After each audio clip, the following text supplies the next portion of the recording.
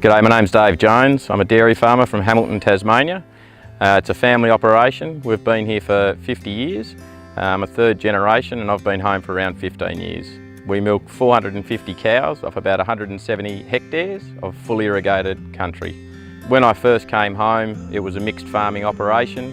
We were only milking 120 cows, there were sheep and cropping. Since then, we've built it up to the 450 cows and slowly introduced grain feeding into the diet as well as pasture. We first started looking at transition feeding about 5 years ago. Wasn't really aware of the full implications of a good transition until I got involved with some consultants, Camilla and Will. At that stage, our transition simply consisted of feeding hay, wheat and putting magnesium chloride in a water tray. This was better than what we were doing. However, we were still having large incidents of milk fever, clinical and subclinical, and all the associated problems with a bad transition. When Camilla and Will first got involved with us, we started off with a decad diet.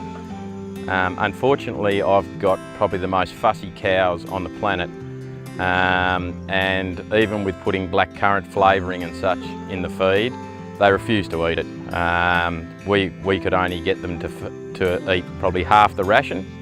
Although they were only eating half the ration, it was still a dramatic improvement on what we were doing, but it still wasn't ideal.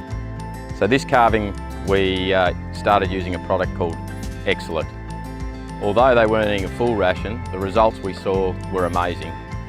We had 0 cases of milk fever with 450 cows calved.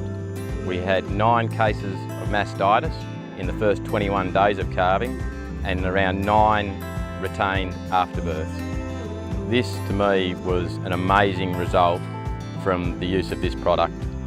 With the low number of mastitis cases, this has led on to a cell count well below an average of 80 so far this year, and the overall herd health has been very good. Next calving we'll be using Excellent without a doubt.